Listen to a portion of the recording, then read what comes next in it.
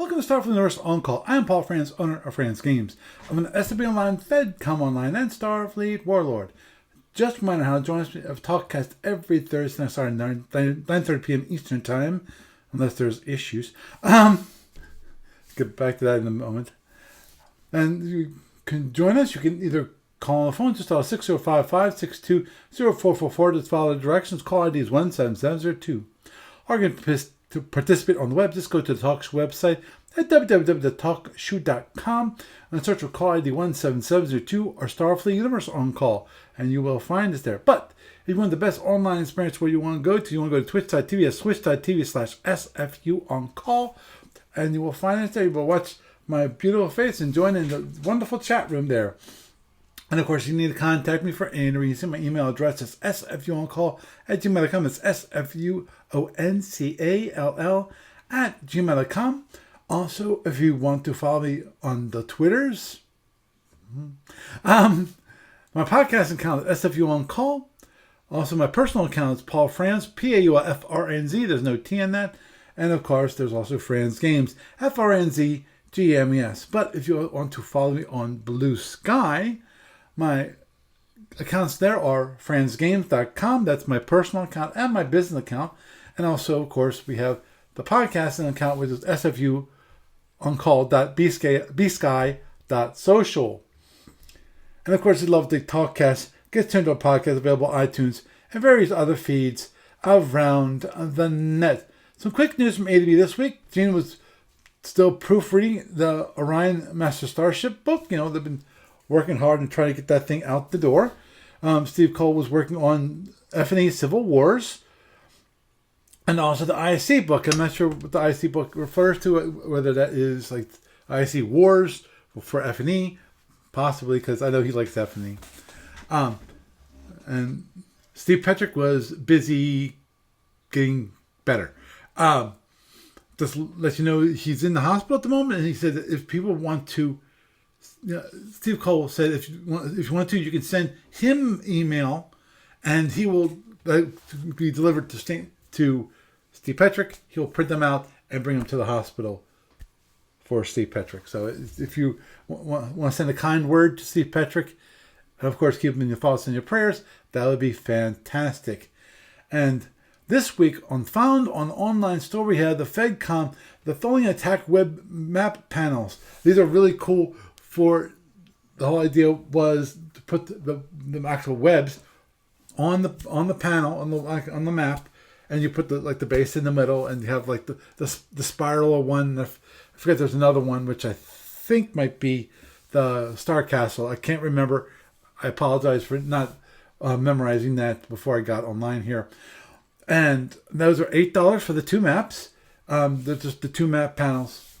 So if you like playing the Tholians, like playing things with the web, this is definitely get a couple extra web panels would be, I think, a great idea to have around, because you know how things go, and I'd say get them before they go up.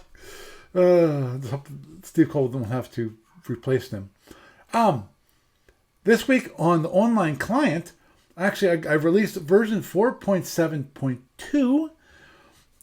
And a lot of that in the past week has been work on improving the accessibility for many parts of the client. Actually, I've been just talking to a lovely person, Zach, on the Discord server, which I was glad to see how the Discord server, people were actually talking quite a bit this week. It's always good to, I'm glad I set up that server when that happens, when people actually are talking about SFB, Federation Commander.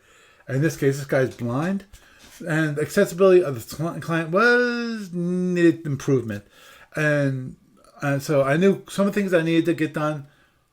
I looked at it and I said how bad I really had done on keeping up when it comes to those little things. And I do mean little. There are a lot of times that there's little things that you have to do to make it more accessible, because Java does a wonderful job in exposing those things.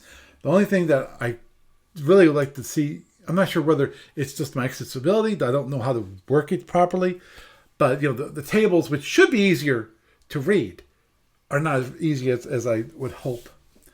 Another one of the things that was part of the accessible improvements was actually on SFB where you have the expendables tab. One of those things, of course, is the breakdown rating, the number of boarding parties, and so forth. All of those previously were combo boxes, drop downs. Now they're spinners. So you have these little arrows little up and down arrows on the side, so you can go increase or decrease for that. I kind of did that because it seemed like the combo boxes weren't quite working it well when it comes to accessibility. Now it works really well, so that it will, at least for the Mac, if you have like 5 as your breakdown, it'll say 5 breakdown.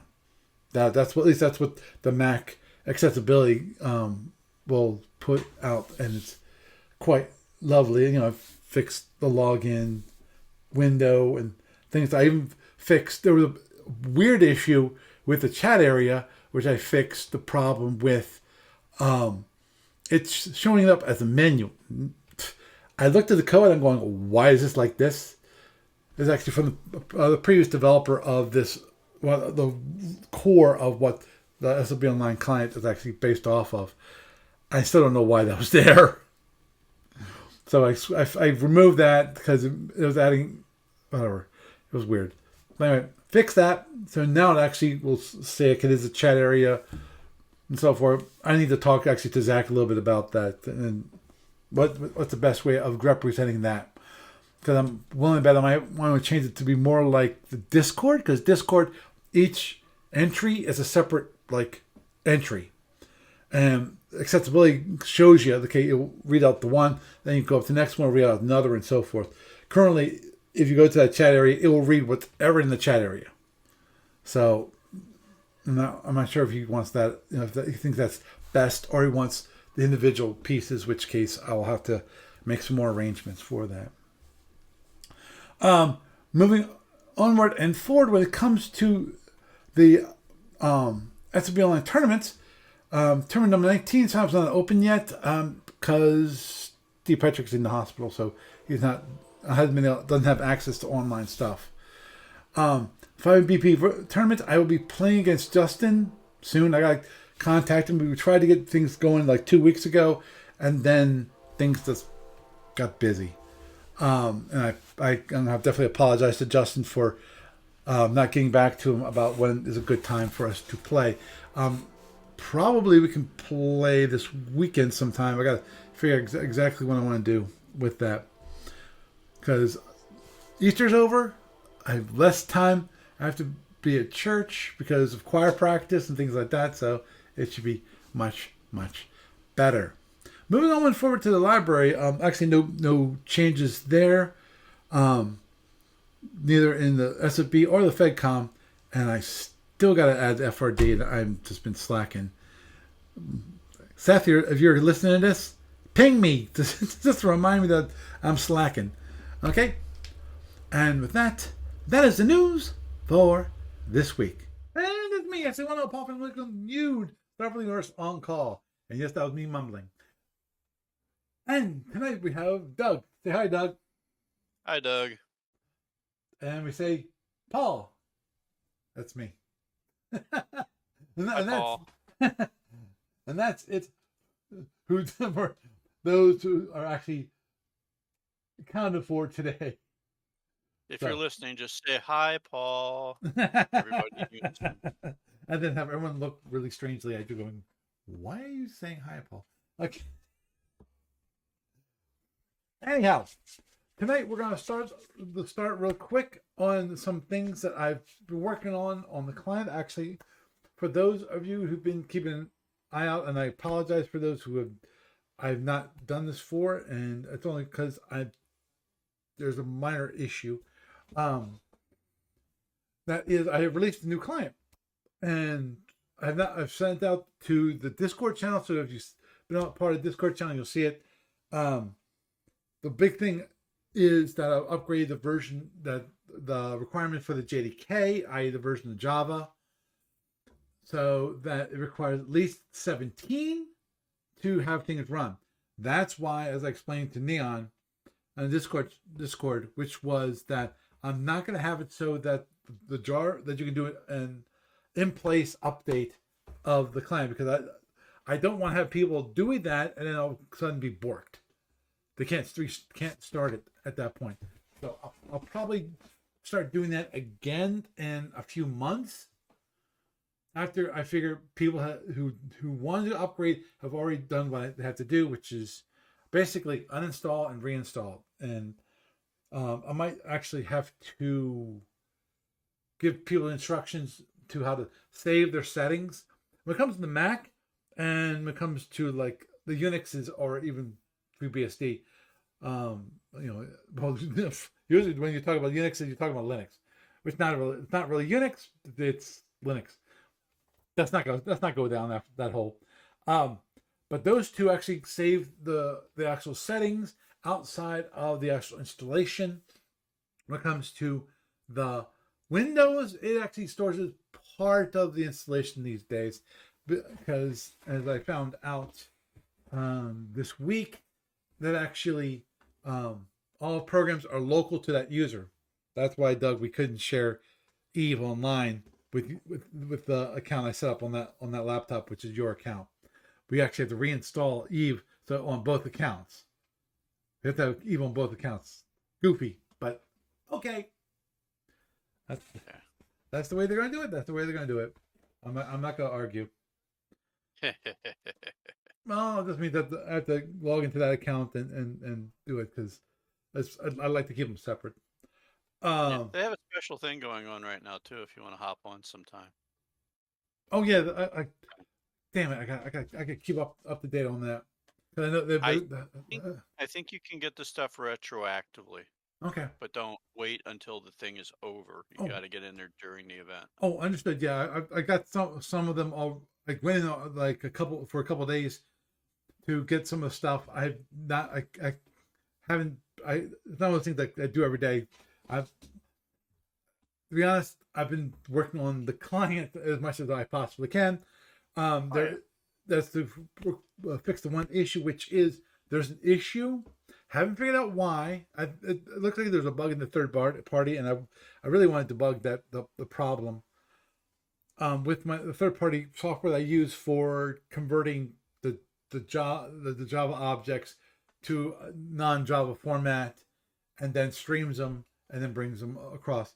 But it does that transformation, it's screwing up. Currently, there's only one that's been identified. One of the definitions have been identified, which is the Klingon D5C. Klingon D7C works fine. Seltorian CA works fine. I've not gone through each and every ship to find out which one works, which ones work, which one don't. I don't know what exactly is different about the D5C, how that definition is set up. I looked at it. I don't see anything weird. It just doesn't. It just fails. It's weird. So I want check for a typo in the description. Like, how does that work? For instance, me not programmer. Yeah. Oh yeah. Are we talking about a file or are we talking about an object? Talking about an object. An object gets converted. Okay. In this case, gets converted into JSON, and then so it's easily understandable, and then it will convert it from the JSON back up into the object itself on the other end. Did you check the file for the thing just to see if there's a typo in it, in the object? No. So when it gets interpreted by the program, it catches a wrong. Yeah, you're like missing something in there or something. Yeah, possibly. I did look at the code a little bit for the third party, because it's open source, the third party library, and my guess at the moment, I have not checked through the source code for this, but from the looks of it, looks like there might be like a failure somewhere where it's resetting in the buffer what it is, because it looks like the beginning part of the JSON is missing. So it's like, okay, what is it hitting? And from the looks of it, it's probably one of the on one of the boxes, it's defined kind of strangely, and that's what's causing the failure, causing it to do a reset. So I don't know which one it is. You know, I have to look at it a little more. Anyhow, this is not that's the bug Paul's that's a SFU online client at this moment in time. So Aw. Okay. I don't think most of the people on this podcast are interested in it. Only those that are developers would be interested into this detail of stuff. Well, But that was just my first guess. oh, understood. But thank you. Actually, helped me think about things a little bit, and sounds like it is possible that one of the boxes is defined Improperly. uniquely. You know, Uh, um, and that and possibly if I can relook at the JSON that's being produced, which is poor, I might be able to figure out what is it that where is it in the actual definition of where it's fine it's finding that goofball as a box that's wrong. So I didn't think about that until I talked to you. So you definitely helped in that regard, Doug. Thank you. you're welcome. Okay, Thank you. so we're gonna get to. Yeah, that was useful. Yes, you were. You're useful. Thank you so much. So, and let's go to. Oh, that one. It's been a while since. Oh, I apologize for those of you who've been waiting for a podcast for the past 3 weeks. Number one, the 2 weeks ago, I lost my internet.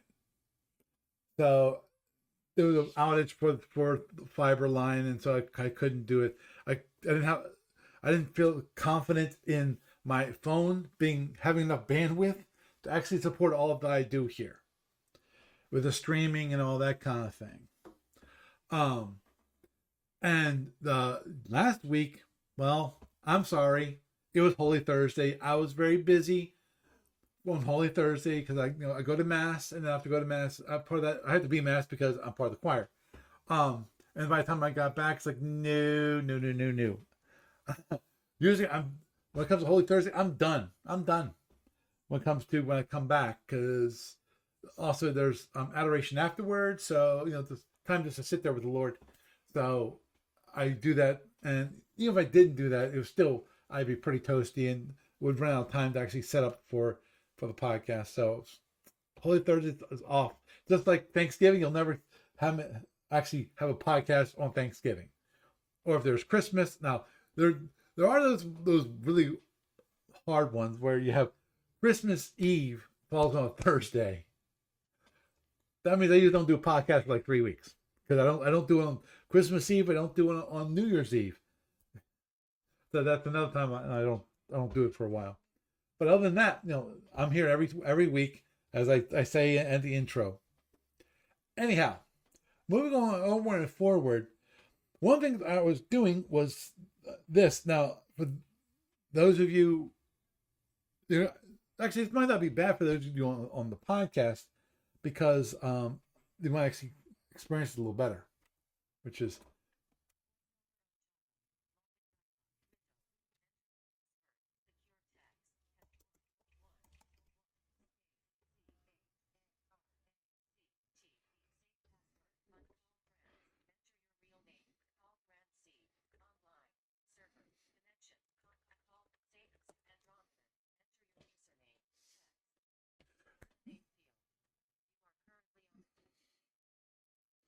Did you hear that, Doug?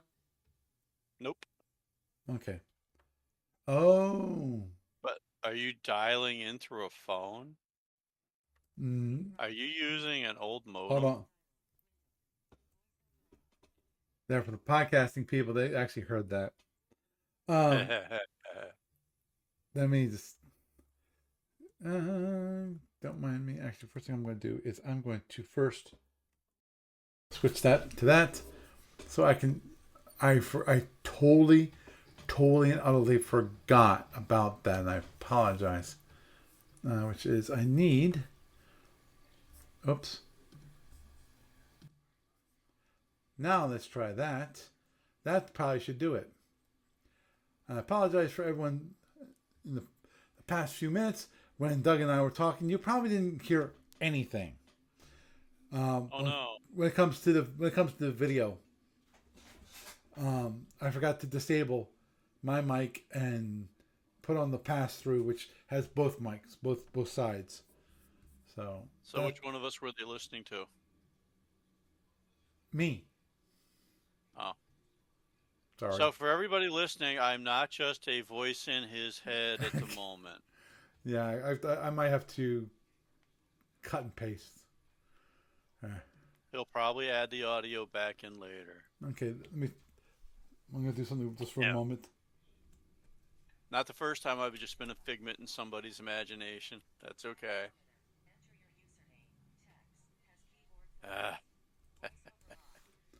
Did you hear that? Nope. Okay. No, but I hear you talking, and that's about it. So if you're recording me, I guess you can like add me in later for the video part or something. Let me just show this. You just be quiet, and I want to check to see if it's actually getting anything, which is like this, and go flip over here, and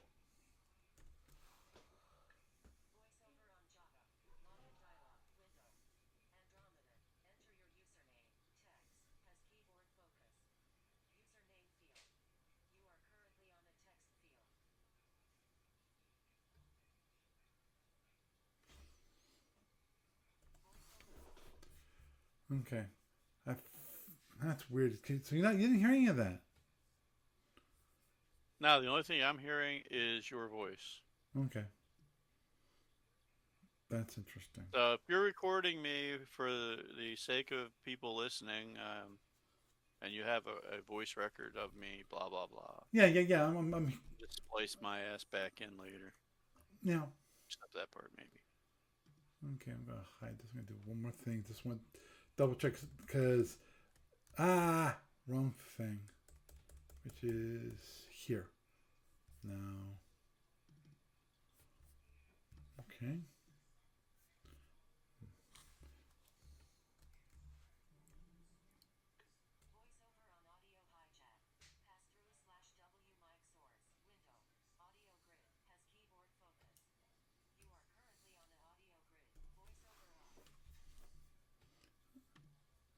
Crap. Okay. Nothing's picking it up. Okay. I was hoping to show that off. Obviously, I need to work on that. Maybe next time I'll show that off a little better. But basically, what I was trying to do, and that means none of you got to hear it. Even those of wonderful people. One of the people who are listening on the podcast. And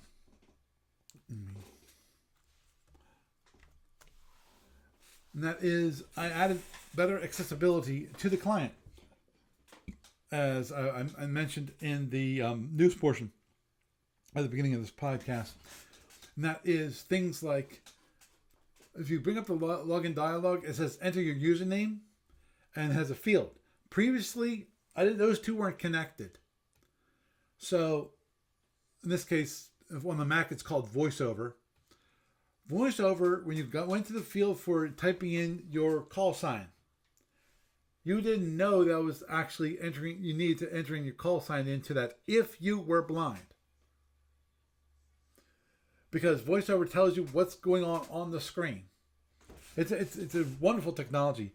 I think Zach's actually using, I think it's NVD, which is the open source screen reader, which is interesting. I think he's running Windows also, but the reason why this came about basically was because I had this wonderful discussion with Zach on the Discord server, and we talked about accessibility and so forth. I knew something about accessibility because as part of my job, I interact with people who do the UI.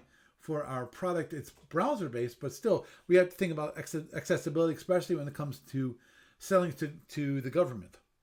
U.S. or other governments, usually they have certain accessibility requirements for products that they have their people use, and so we have to keep track of that and try our best to do the different kind of accessibility issues that people have, from being blind to color blindness to hearing, if they have no hearing, so if there's bips and bleeps for like notifications, there's a possibility that someone won't be able to hear that. Yeah, so you have to have something visual so they can see it if they're blind, or if they're deaf. If they're blind, you have to be able to go to each field and have it so the screen reader can actually read it. And that was one of the things that I did poorly. So I added for multiple fields. Actually, fortunately, part of my code, I actually have a generic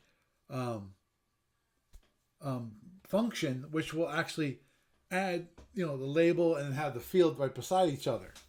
I made it so I don't have to keep on writing that same template code again throughout the whole client. That allowed me to fix it once, actually, and it fixed it for a lot of the windows that came up. Now, one of the biggest issues, as I noted in the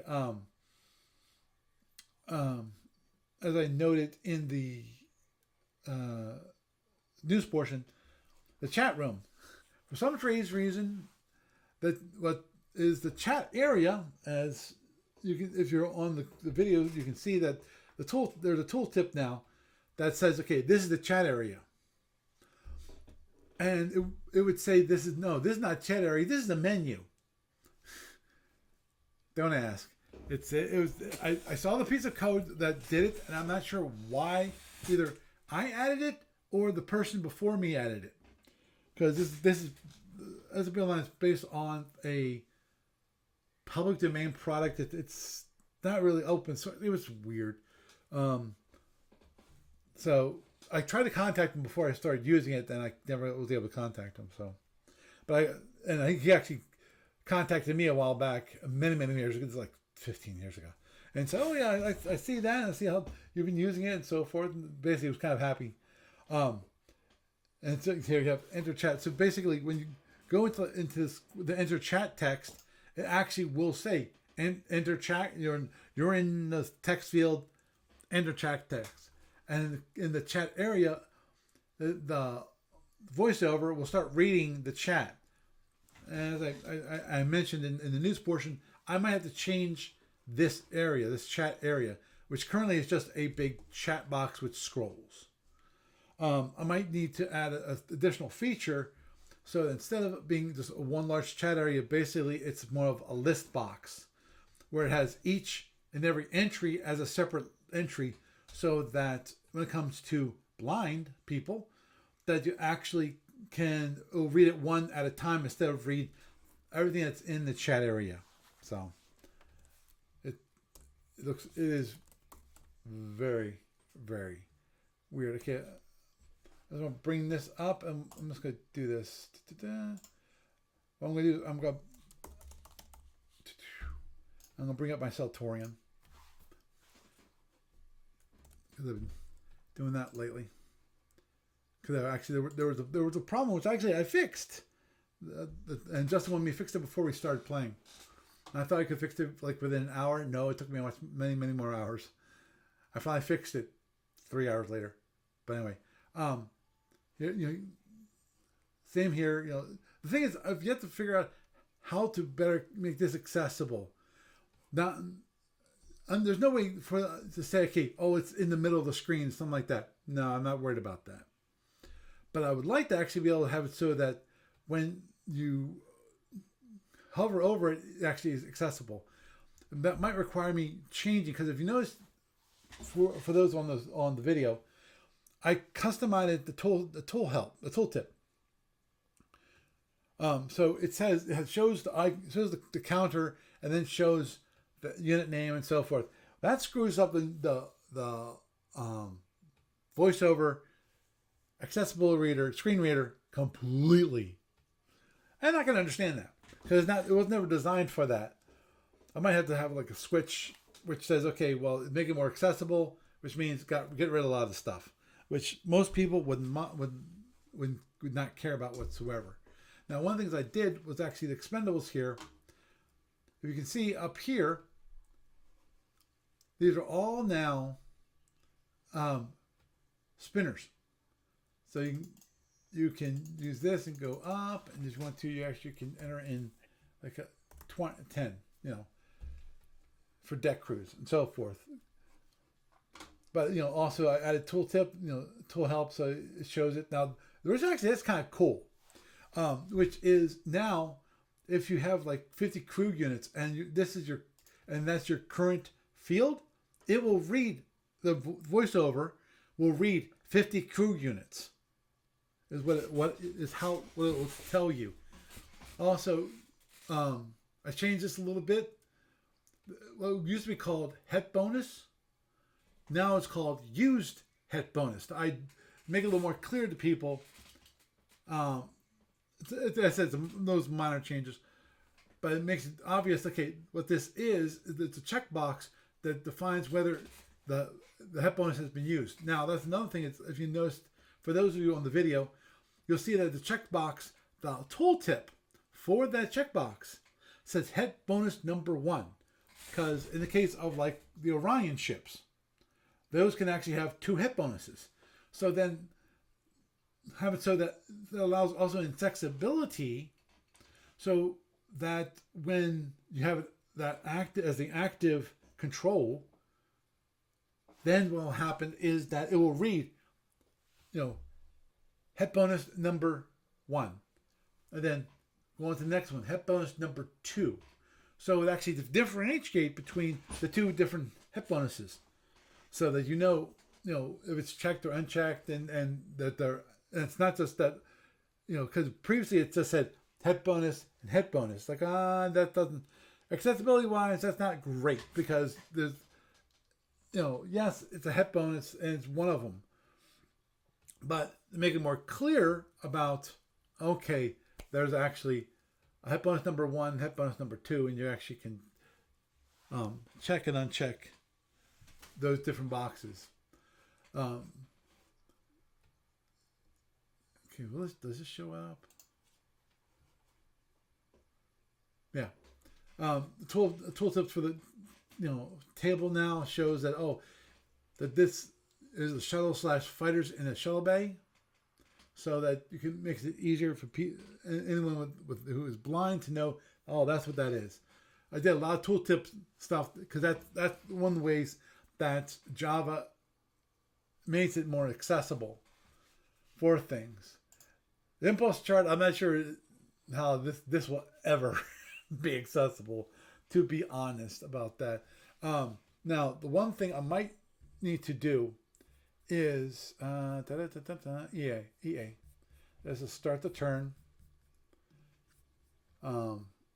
This part, the EA I think is relatively accessible, accessible as I can currently get. Now, setting a speed plot, that's going to be a tough one.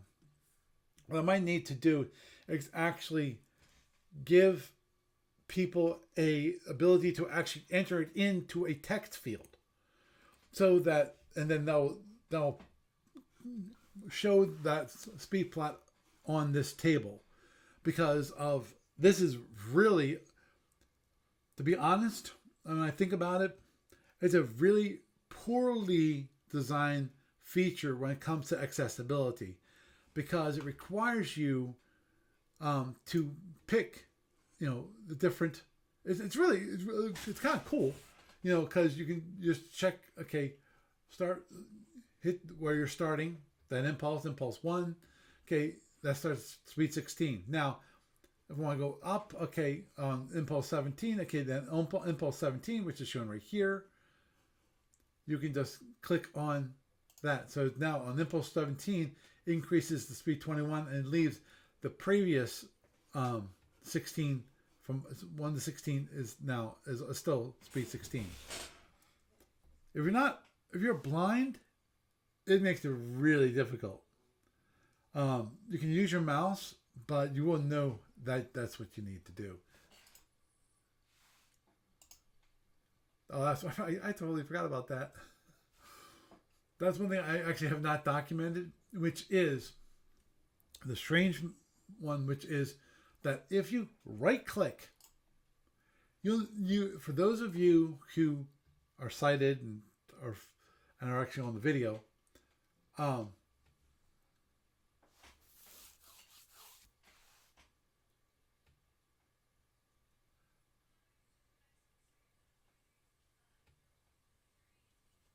yeah, understood. Um, Ajeb is mentioning that the fake I'm sorry, I have not fixed that yet. It said that the FedCom chat side is empty. I really meant to change that because of originally I had separate, and I realized many years ago that actually that no one's going into the FedCom one. And, what green was horrid? I'm not sure what green, but okay. But anyway, when you right click on, oh, understood. Yeah, I will I will fix that. So I want it to be a single bullpen for everybody. And I haven't yet to do that, and I apologize. But okay, if you right click on a speed, that basically is interpreted as a negative speed. So you're going, it's red, which means you're going backwards 16. That and if I click OK, dun, dun, dun, you'll see down. Okay, oh, it's not doesn't record it yet. So if I say okay, submit EA, what you'll see here on the speed plot is 1 to 32. It doesn't say negative. It puts it in notation which accountants would love, which is parentheses. It puts 16 in parentheses, which means negative. For I'm sure the accountants are going, yay! That's I'm used to seeing it. If you're talking about the green for the Saltorian is horrid, it's green. It's supposed to be that color. Okay. So those are some of the changes that I've made. The one thing that he mentioned, which when I said it, I went, I could do that. I'll just bring up activity. Dun, dun, dun. Let's go to fire weapons. Actually, I need to make sure this is okay. I'm not sure about that, how that's showing up.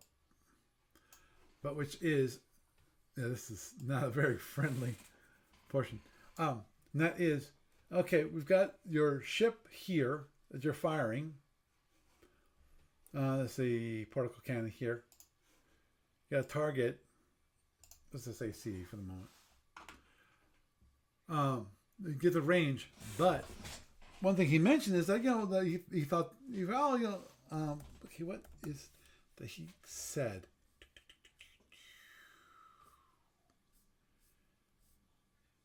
Dun, dun, dun. Dun, dun, dun. I'm just wondering. I'll show that off in a moment. I don't see it. But basically, he assumed that the client was going to handle whether a weapon was in arc or not in arc. And I went, that's something I can do. Because I'm not sure if any of you have seen this, notice this. There's a Fire Alpha feature, which is you click where you're firing from, then you click your target, and then you can select your options. You can, exclude like already selected weapons. I think that's for this main window. Exclude fires weapon in the last 8 impulses. Exclude weapons fired this turn. So you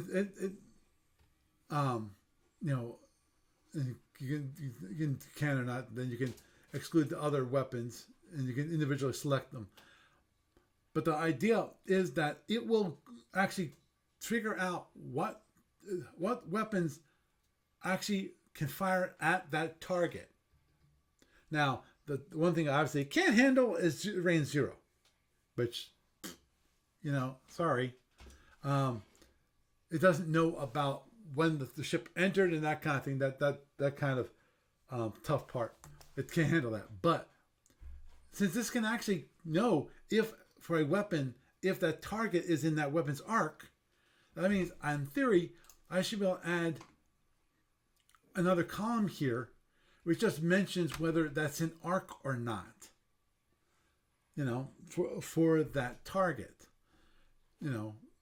So that's one thing I want to add to the client so that it makes it easier for people. Now, there's certain things I don't have automated, and I don't plan to automate. Damage allocation, and things like that. I have rolled the dice, but the damage allocation gets kind of wonky because it assumes that that there's certain things that the client just doesn't have the information about when it comes to like line of sight. Is this planet in the way? Like if you have like planets or asteroids and things like that, it doesn't handle that situation. Also, if there's perchance you have a scenario where there's one hex, if you try to fire through it, that's 10 points of ECM.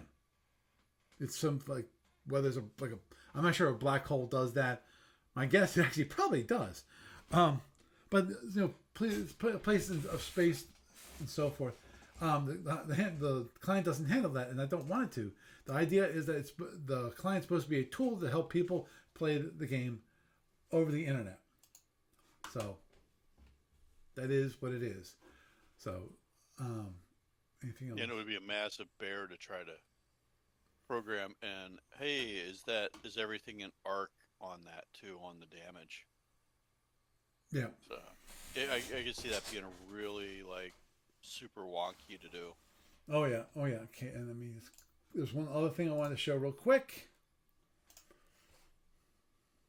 which is let's go to preferences, and that is let's go to SFB, and let's enable that. Let me just make sure that that's enabled. Yeah, I was afraid of that. Don't mind me. It's a little quirk in the system.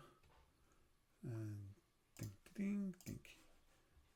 Now, let's make sure that actually set it. It did not. Crud.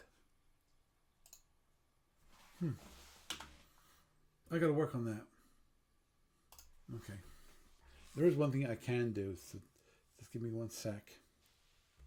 It's going to be that. And what I'm going to do is quit out here. Never mind the man behind the curtain.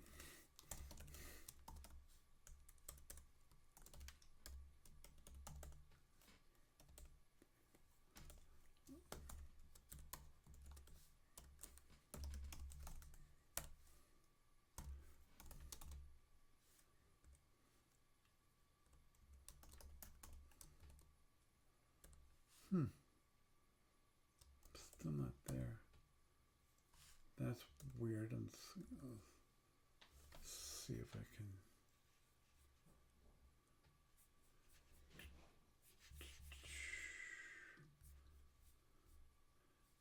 I'm just gonna do this real quick. If I can't get this up and running, I will skip it completely.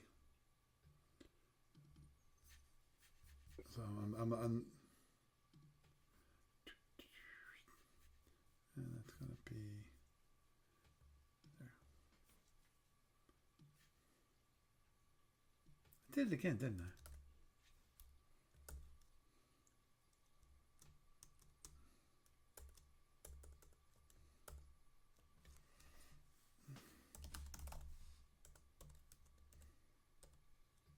It's not there.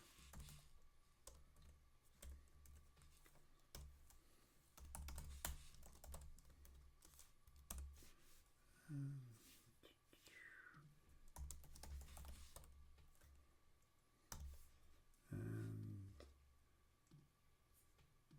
not there. Okay.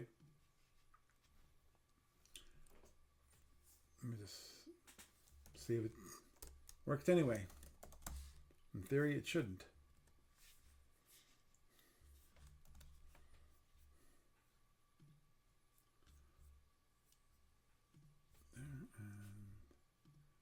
Yep, doesn't work.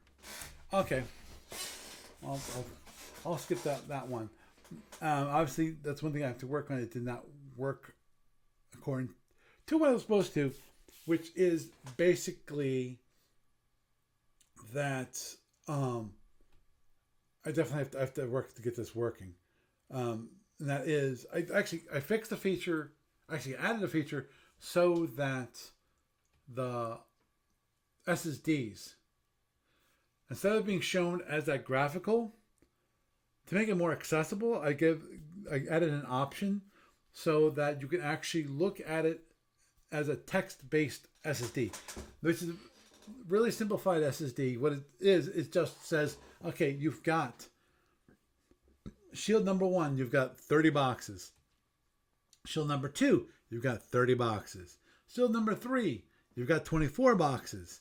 You know, things like that. You know, the number of boxes are summed up, and you just have that.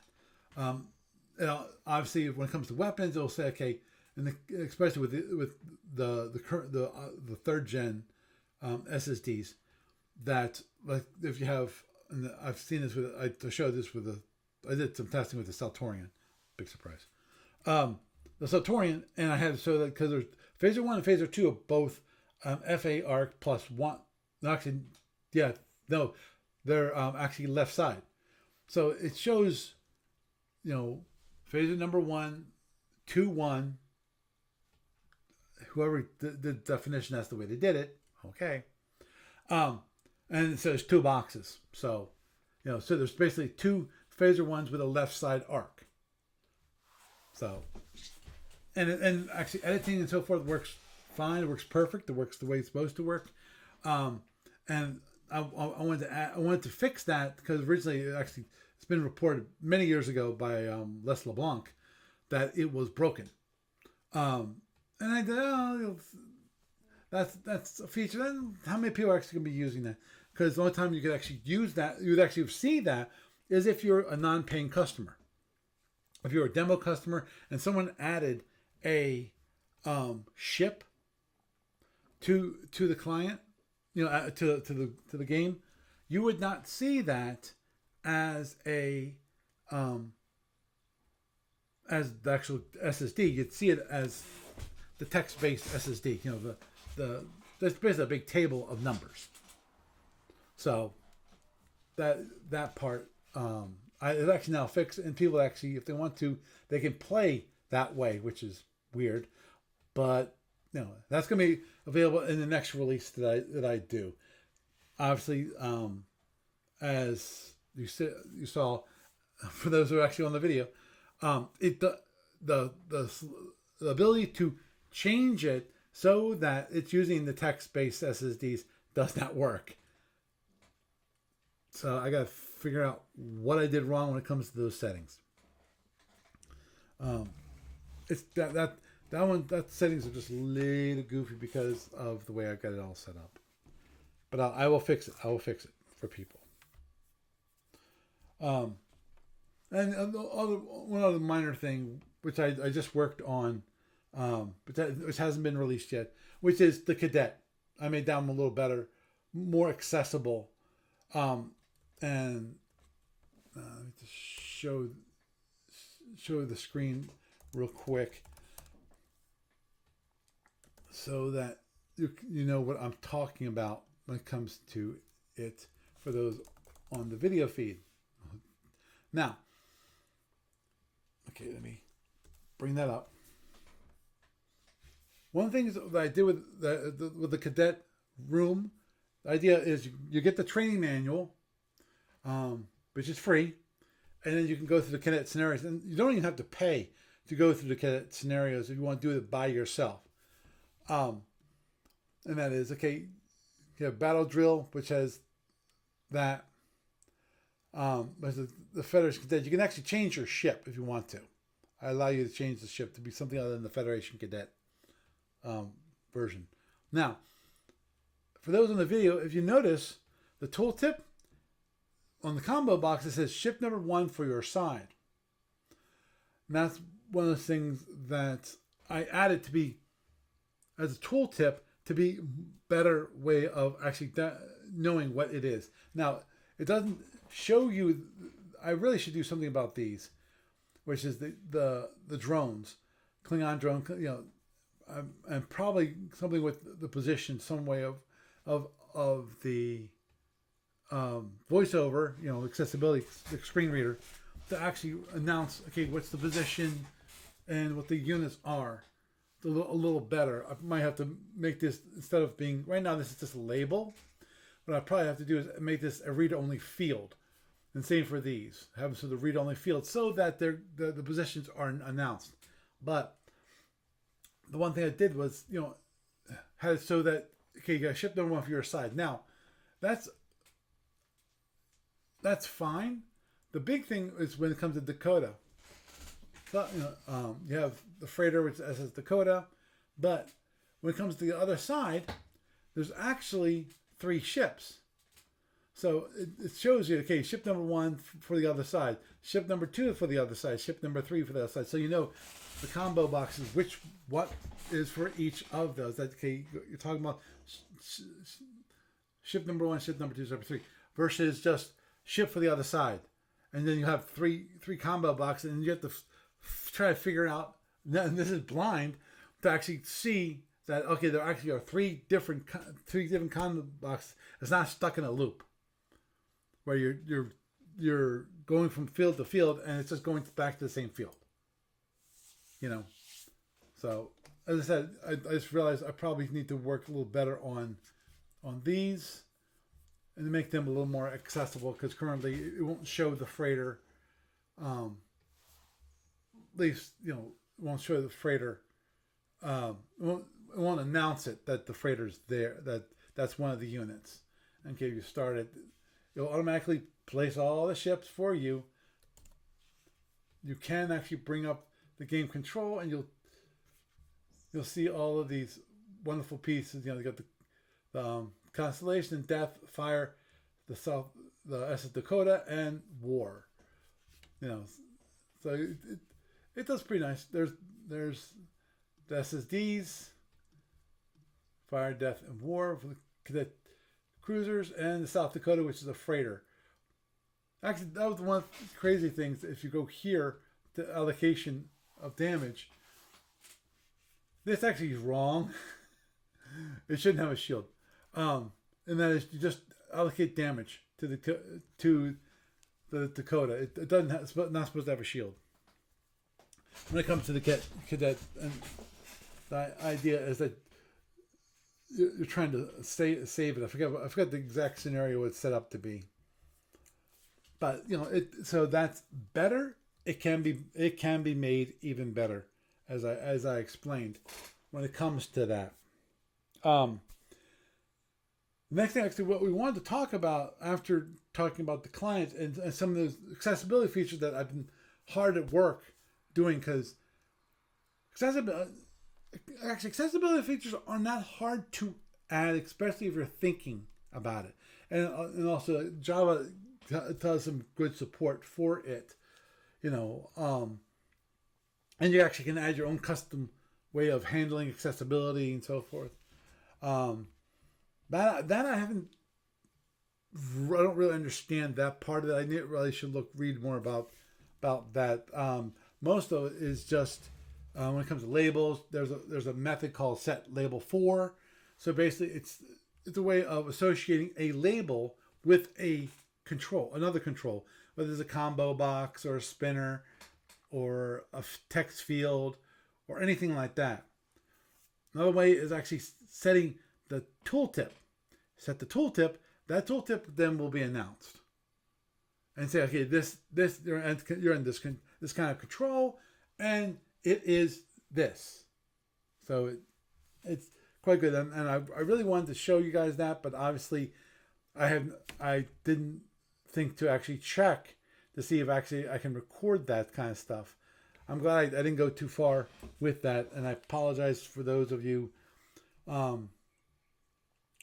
watching the video. I'm hoping to fix up the oh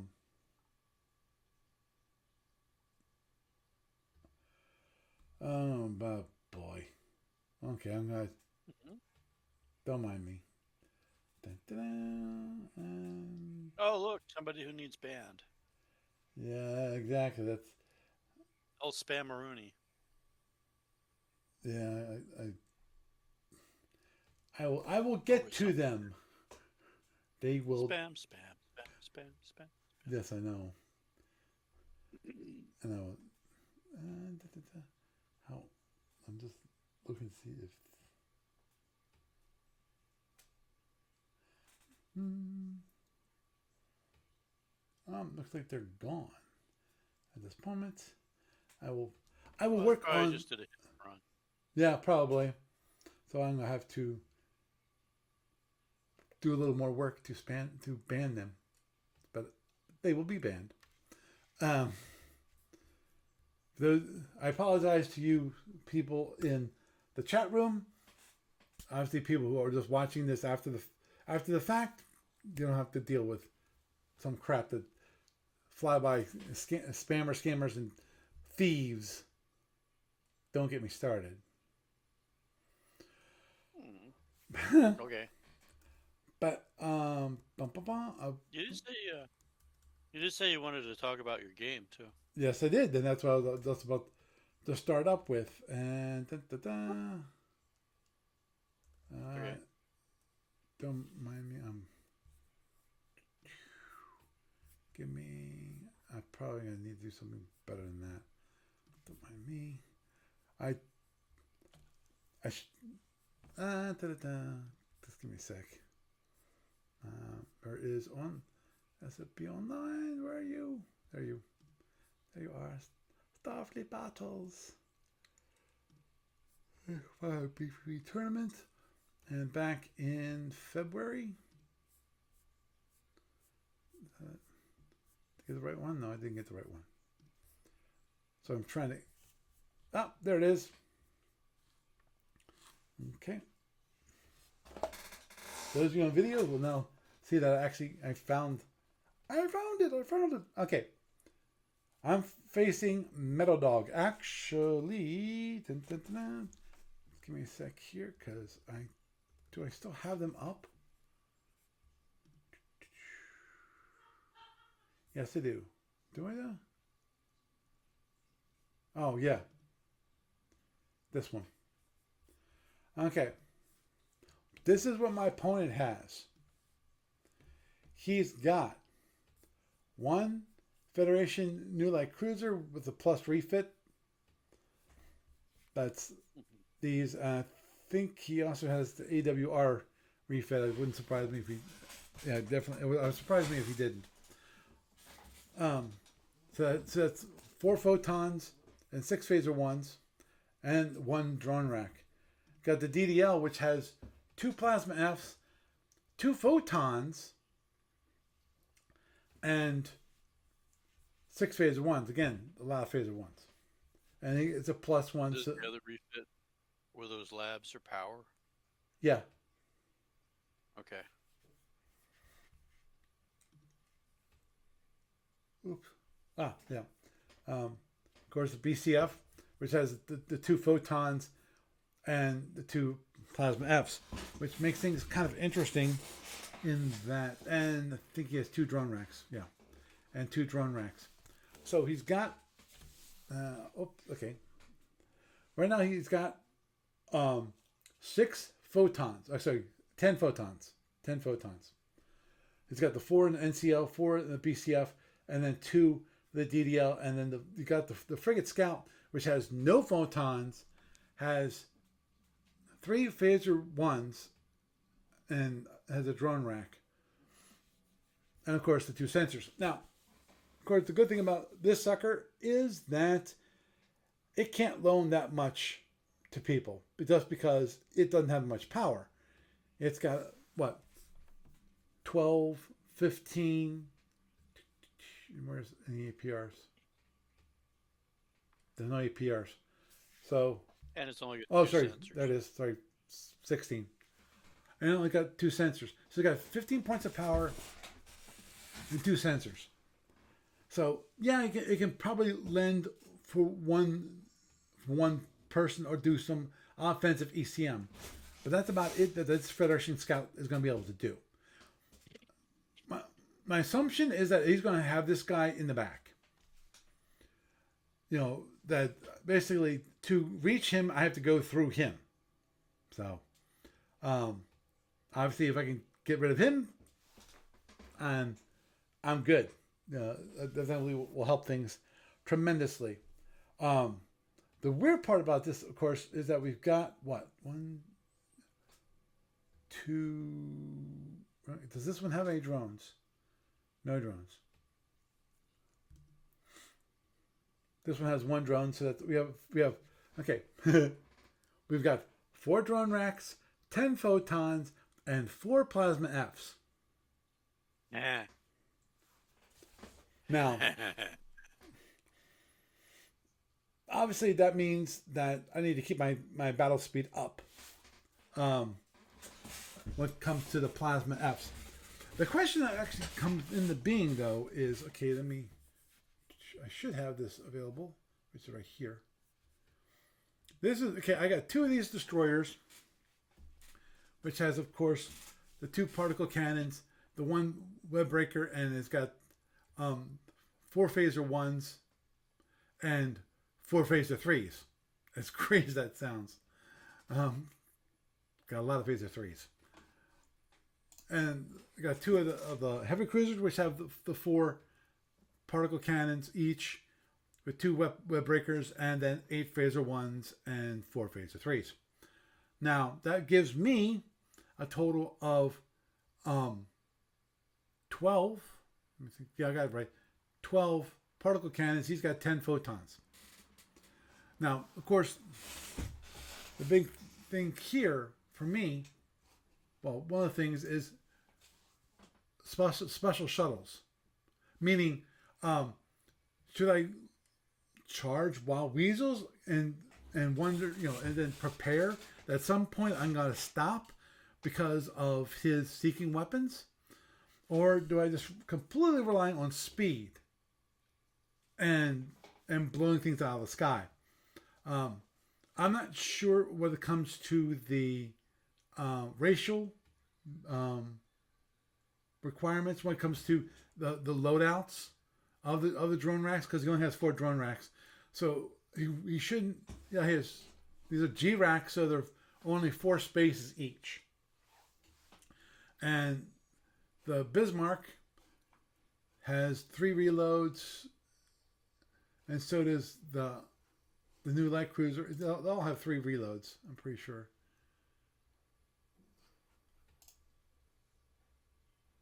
Yeah. After Y175, they all have 3 reloads.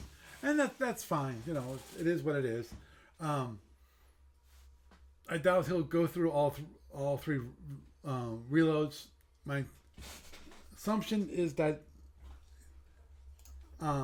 he's not gonna do a lot of fancy drones. The only drones that I'd be concerned about are ECM drones, because if he can do that and save himself power, and I can't counteract that. The only way I can counteract is I need to blow the freaking drones out of the sky. Yeah. Yeah. That would be counteracting. Yeah. The only problem is it sucks away weapons to do that. Right. Exactly. But he has a limited number of those, so. Very true. And since the rule is, when it comes to drone loadouts, is that when it comes to reloads, you only can reload what the initial loadout is. So if you can have an ECM drone, I'm not sure how many of those he's limited to. You can have like 1 ECM drone. Let's say that. Let's say for each rack, I'll have 1 ECM drone. So that's a total of 4 ECM drones, and obviously to bring those other ones, he has to stop launching for that turn to actually be able to load a new drone in that drone rack. So my guess is that he's going to be using ECMs. Probably keep his main force close together, if not super stacked.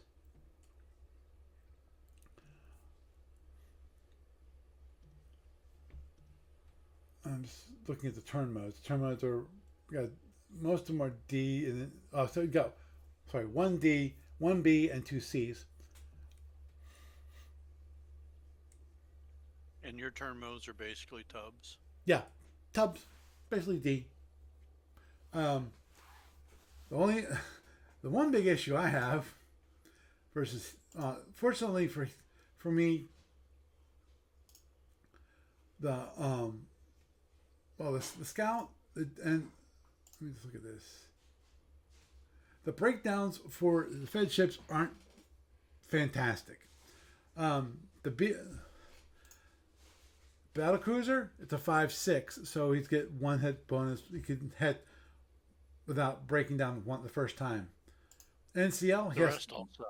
The other one, the DDL and NCL both have a 4.6, which means they have a 1 in 6 chance of breaking down on the first time. Actually, sorry, DDL is 3.6. I forgot totally about that because of the destroyers have a 3.6, which is what my opponent had on the first turn. First round. And the Federation Scout has a 5.6, which that doesn't surprise me at all. He looks so small and vulnerable. Yeah. Now, just need to let me just look at shields. 1, 2, 3, 4, 5, 6. So that means he's got a total of 18 boxes on shield number 6 and 2, which 1, 2, 3, 4, 5, 6, 2, 3, 4, 5, 6, 7, 8, 9. 1, 2, 5, 6, 7, 8, 9. Oh, yeah. They have 18 all around shields when it comes to the Scout Frigate. That's an interesting arrangement. But it definitely provides good overall protection. It's not like the Klingons where the rear shields definitely would be less. Now, 1, 2, 3, 4, 5, 6, 7, 8, 9, 10, 11, 12, 13, 14, 15, 16. Yeah, my destroyer shields are a little less strong than his little frigate. But, yeah. I will... I mean, if you super stacks them all, and that's in the super stack, Oh, yeah. kill that thing first. Totally.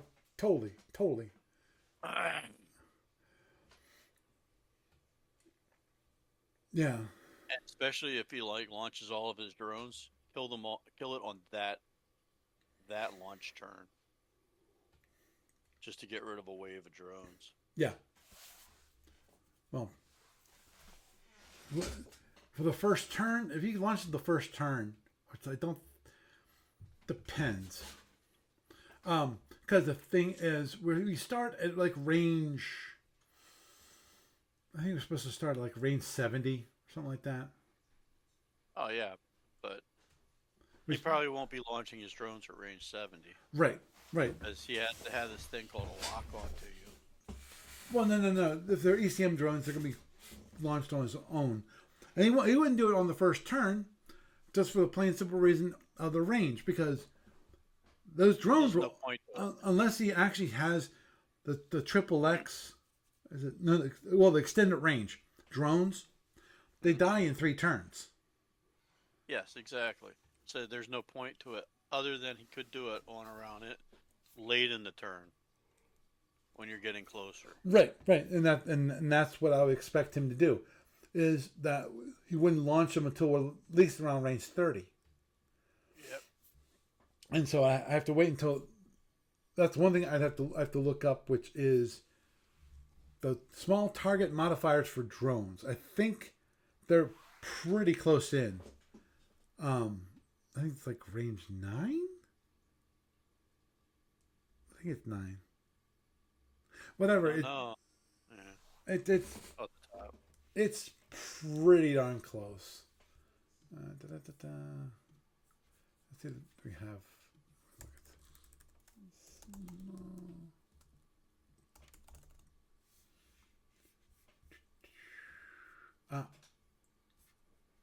Ah, there's the small target modifiers are E171.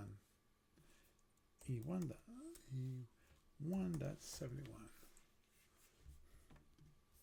Bum, ba, ba. Oh, cumulative. Oh, uh, it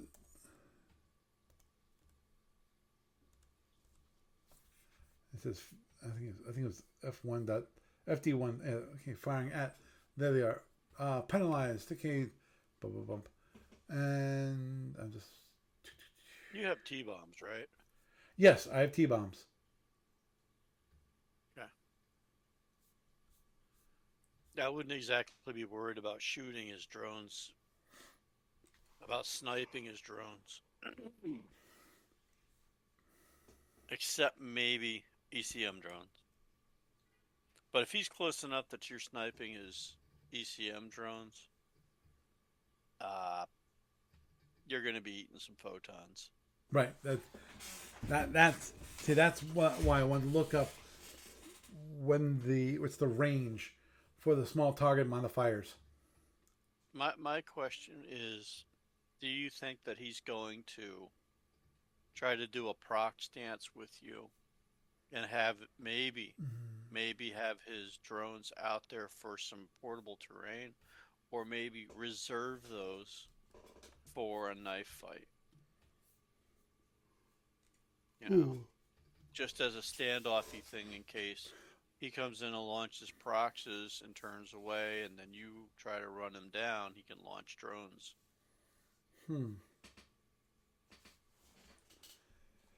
Honestly, I don't think he'll be doing that. Here's why. He Because doesn't have as many photons. they're not as many photons, and more importantly, he's got 4 plasma Fs. The 4 plasma Fs only work in relatively close in. Range 15 is when they die. You know, they Well, 15 movement. 15 movement, yeah. Which means that um, usually close in range, you know, within overloaded range.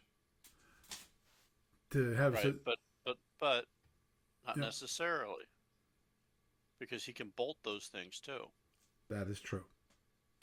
And if he wants to come in and do a prox run at you, he could launch all 4 of those when he just before he turns away, so that you have to run through them. So if he comes in and he's at range 12 for his proxies, and he launches his 4 torpedoes, his 4 plasmas with that attack, and turns away, the closing, if you try to close with him and his torps are coming at you, that mutual closing rate is going to preserve his damage potential on you. So it's kind of like a portable terrain thing for at least the one turn where he tries to get away from you after doing a prox run. Right, right. Yeah, definitely. Only one point to recharge for the next 2 turns. So Yeah. Well, you got a point there.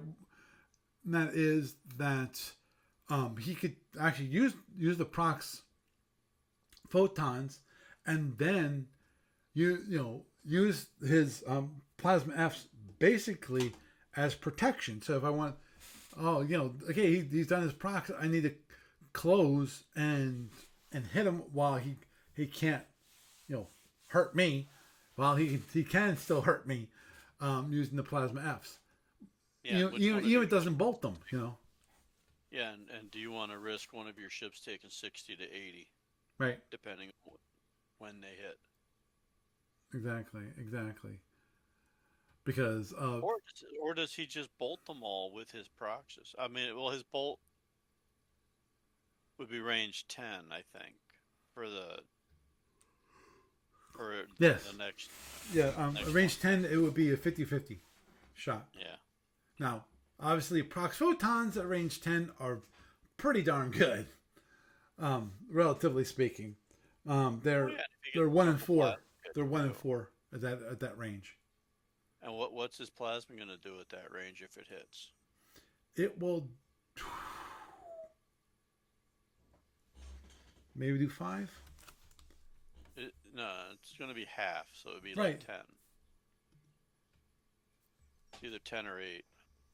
No, that range 5, it goes from 15 down to 10. Okay. Um, It has a chart, right? right, and that's one Yeah, thing. because I don't have the rules in front of me. Oh, I understood, and that's what I was about to do something real quick, which is let's bring up the client real fast. Oops, wrong one. Yeah. Oh, there's Metal Dog. Hi. And hopefully he doesn't try to contact me because like I'm going to be disappearing. That's all. We're totally not talking about the next match. Yeah. There's there's yeah up to, at range 10 it would be 7 points of damage. Okay, that's fine. That's that. Yeah, Or that's if he hits, statistically, he could do 14 right. if he fires 4 of them and 2 of them hit, Right. Yeah, which is because basically like getting hit with a good partial overload. yeah, yeah, one, yeah, yeah, 50% to hit at And that what would he range. be looking at with his how many photons does he have again? 10. 10,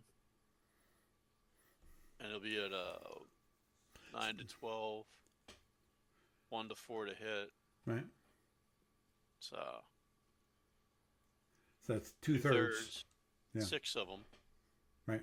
You know, Six. 6 of those for That's four, 24. 24. So And maybe 38 points if he bolts those, and everything's statistical right. ish. Right. So not going to cripple anything, but he'll take a shield down and hurt your ship, Yep. and then he could turn away and try to rinse and repeat. Yeah. Much better than 20 photons. Prox photons. Yeah. But I could also see him not doing that. I could see him like saying screw it and maybe trying to get that range 8 jackpot on you Mm-hmm. and then hit you with some overloads. Especially if he has the scout and he can protect that battle cruiser. He lends ECM to the battle cruiser and ECM to the NCL. That's probably a very viable tactic on his part. And if he throws out a drone wave in front of it, Mm-hmm. so he's coming in behind a drone wave. Yeah, I think you're probably going to be snipering his ass and running. Yeah. That sounds about right for me too. Just because I've got, unlike him, I have no sneaking weapons. So I'm gonna be playing a And no ECM other than your inherent on the ship. right, right, and I'll probably be doing what I normally do when it comes to this to destroyers, which is I'll use EM because EM is cheaper than using ECM. When it comes to ECCM, then that thing's difficult. That's the one thing that I really won't know how he's going to be using EW until we get into the game. Yeah. Well, the other thing is your erratic maneuvers don't really help you Oh, I well, initially. yeah, They could be helpful if you turn it on after you fire and turn away in Right. case he does a speed burst Right. to get into range 8 and try to do some. But on the other hand, you got to you got to beat his ECCM potential as well. Right. That is why I say that I need to wait for the actually to engage him in battle to find out how is he going to be using EW, because that was the one thing that actually I think that part of it is because the player I was playing against. Can you put up the particle cannon chart, Sure. or just put your SSD to the front? Well, it doesn't show the weapons chart. Oh, okay, never mind. I can, I can bring it up real quick.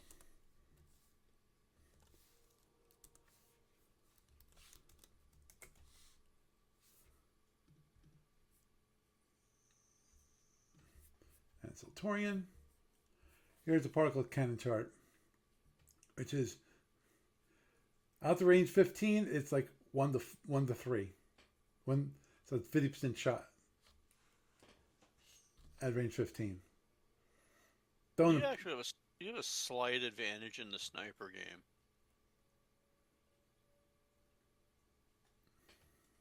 I mean, you clip range 15 to get your break. He has to clip range 12 for proxies. yes to get the 1 to 4. Yeah. So you could theoretically take a shield down on him, but your shield cracker's only range 10. Right. So That yeah. that was the one thing I was bemoaning. Well, the good things about the shield crackers is that, you might not be able to use them until they're closer in, but they require 0 points of energy to hold. Yeah. And they're loaded at weapon status 3. So Yes, they are. So I can start the game with them fully charged, and when I get to the range 10, then I can fire. When I have that opportunity, or when I find myself in that situation which I might not want to be in. Well, here's the thing. His other point break is his other range break is 10 if he wants to bolt. Right. So you could find yourself in a situation where you can get to range 10. If you can get to range 10, I'd say all the shield crackers on one boat, along with all your particle cannons, and then turn away at high speed.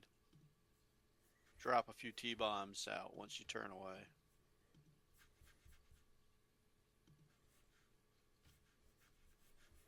That's just a thought. Understood. Don't mind me. I'm just looking at the other game real quick. So. Do do do.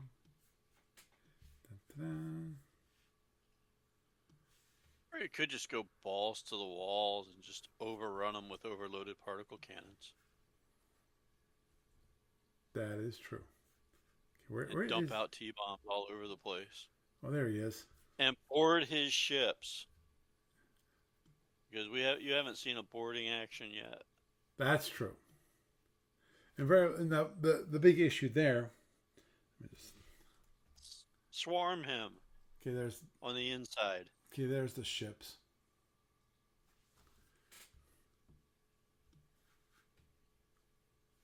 Yeah.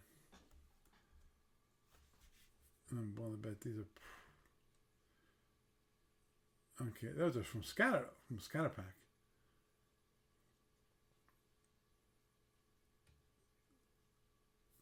Actually, don't mind me. And configure. Give me the ECM. Add. Okay. Okay, so mostly ECCM. Yes, got some Klingons have a bit of ECM.